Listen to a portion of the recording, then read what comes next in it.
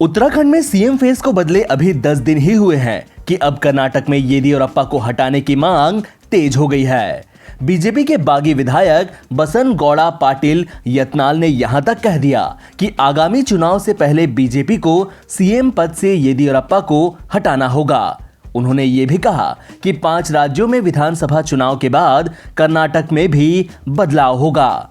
यत्नाल ने कर्नाटक के मुख्यमंत्री बीएस येदियुरप्पा पर फिर से निशाना साधते हुए रविवार को दावा किया कि 5 राज्यों में विधानसभा चुनाव के बाद कर्नाटक के नेतृत्व में बदलाव निश्चित है। उन्होंने आगे कहा कि पार्टी येदियुरप्पा के नेतृत्व में आगामी चुनाव नहीं लड़ सकती है। येदियुरप्पा पर लगातार निशाना साध रहे यत्नाल ने कहा कि मुख्यमंत्री निश्चित ही बदले जाएंगे। अगर बीजेपी उनके साथ चुनाव लड़ती है तो हार तय है। उन्होंने आगे कहा कि अगर बीजेपी को कर्नाटक में अपना अस्तित्व कायम रखना है तो येदियुरप्पा को बाहर करना जरूरी है।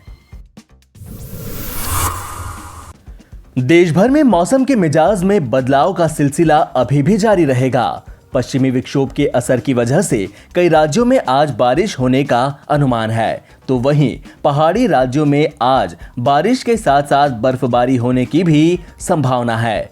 कुछ राज्यों में बारिश अगले 2 से 3 दिनों तक जारी रहने वाली है। इस बीच दिल्ली एनसीआर में बूंदाबांदी शुरू भी हो गई है। मौसम से जुड़ी जानकारी देने वाली वेबसाइट स्काईमेट के मुताबिक राजस्थान, पंजाब, हरियाणा के साथ साथ दिल्ली एनसीआर के कुछ हिस्सों में अलग अलग हल्की बारिश और गरज के साथ छींटे पड़ने की संभावना है। इन राज्यों में कुछ जगहों पर तीव्रता के साथ बारिश हो सकती है। वहीं उत्तराखंड में भी हल्की बारिश के आसार हैं, लेकिन धीरे धीरे इसमें वृद्धि होगी। 22 और 24 मार्च के बीच बारिश की तीव्रता बढ़ जाएगी। भारत में कोरोना वायरस ने एक बार फिर से कहर ढाना शुरू कर दिया है। बीते 24 घंटे के दौरान देश में कोरोना वायरस के 46,951 नए मामले दर्ज किए गए। वहीं 21,180 लोग कोरोना वायरस से रिकवर हुए, जबकि 212 लोगों ने अपनी जान गंवा दी।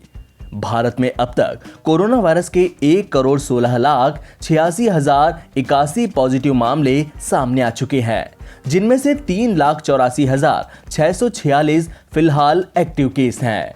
अब तक 1,11,51,468 लोग कोरोना वायरस से रिकवर हो चुके हैं, जबकि 1,59,967 लोग अपनी जिंदगी गंवा चुके हैं। अकेले महाराष्ट्र में एक दिन में 30,535 नए केस दर्ज किए गए और 99 मरीजों की जान चली गई। कोरोना के बढ़ते मामलों के बीच नागपुर में 31 मार्च तक लॉकडाउन लगाया गया है। एक बार फिर कोरोना का असर होली के रंग में भंग डालने वाला है। कई राज्यों ने पाबंदियां लगा दी हैं। महाराष्ट्र में रविवार को कोरोना वायरस के 30,535 नए मामले दर्ज किए गए, जो कि अब तक के दैनिक मामलों में सबसे ज्यादा है। राज्य स्वास्थ्य विभाग ने ये जानकारी दी। बंगाल में बीजेपी और टीएमसी के बीच मुकाबला और तेज होता जा रहा है।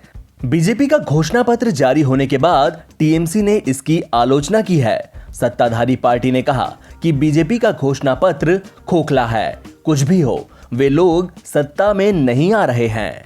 मैं कहना चाहता हूं कि ये दुखद बात है कि बंगाल के मैनिफेस्टो एक बंगाल के रहने वाले से रिलीज नहीं किया।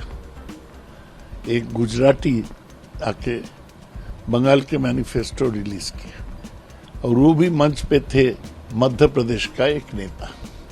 बीजेपी जो बंगाली विरोधी है, इसी से ये जाहिर है। इसमें बहुत सारे संकल्प घोषणाएं की गई है। बीजेपी का घोषणा का क्या महत्व है? वो लोग तो घोषणा किए थे कि 15 लाख रुपया हर आदमी को दिया जाएगा, 2 करोड़ नौकरी हर साल दिया जाएगा, तो कुछ ही तो पूरा नहीं हुआ। बीजेपी का संकल्प विश्वास करने वाला नहीं है। इस तरह से उन्होंने महिलाओं के लिए कहा है कि केजी से पीजी तक पढ़ाई जो है वो भी आपका निःशुल्क कर दिया जाएगा। अगर ये उनका घोषणा है मैं पूछना चाहता हूं कि जहां बीजेपी का सरकार है, उत्तर प्रदेश, मध्य प्रदेश, हिमाचल, कर्नाटक, इस जगह में क्या महिला को पढ़ाई निःशुल्क कर दिया गया है? ये सब फिजूल बातें हैं, ये जुमला है। केंद्रीय गृह मंत्री अमित शाह ने रविवार को कोलकाता में पश्चिम बंगाल विधानसभा चुनाव के लिए भाजपा का घोषणा पत्र जारी किया। भाजपा की तरफ से इसे संकल्प पत्र का नाम दिया गया है। अमित शाह ने संकल्प पत्र जारी करने पर कहा कि सरकार बनते ही पहली कैबिनेट में CAA को लागू किया जाएगा। साथ ही उन्होंने हर शरणार्थी परिवार को 50,000 रुपए देने का वादा भी किया है। घुसपैठ को पूर्णतया बंद करने का काम बनने वाली भारतीय जनता पार्टी की बंगाल सरकार करेगी और समयबद्ध तरीके से बॉर्डर फेंसिंग को स्ट्रेंथनिंग करना, आउटपोस्टों को स्ट्रेंथनिंग करना, CCTV सर्वेलेंस से थानों को जोड़ना और थानों की घुसपैठ जब होती है तो जिम्मेदारी तय करना, ये सारे काम हम करेंगे। मित्रों, हमने तय किया है कि पूरे देश भर में बेरोक टोक हर धर्म का त्योहार मनाया जाए। विशेषकर सरस्वती पूजा, दुर्गा पूजा का त्योहार मनाने के लिए भाजपा सरकार बनने के बाद किसी को कोर्ट की मदद की जरूरत नहीं पड़ेगी। 70 साल से वो अवैध तरीके से रहे हैं। सिटीजनशिप अमेंडमेंट पहली ही कैबिनेट में लागू कर वो सभी को नागरिकता देने का काम ये भारतीय जनता पार्टी की। मुख्यमंत्री शरणार्थी कल्याण योजना के तहत प्रत्येक शरणार्थी परिवार को 5 साल तक DBT से 10,000 रुपया प्रति वर्ष हम ट्रांसफर करने का काम करेंगे, जिससे सम्मान पूर्वक वो रिहेबिलिट हो पाए। हमने सभी महिलाओं के लिए KG से PG तक की पढ़ाई निःशुल्क करने का निर्णय करा है। कोई भी महिला हो, कोई भी बच्ची हो, KG से PG तक सारी पढ़ाई का खर्चा बंगाल सरकार, जो भारतीय जनता पार्टी की बनेगी, वो उठाएगी। पब्लिक ट्रांसपोर्ट में सारी महिलाओं के लिए निःशुल्क यात्रा की व्यवस्था भारतीय जनता पार्टी करेगी।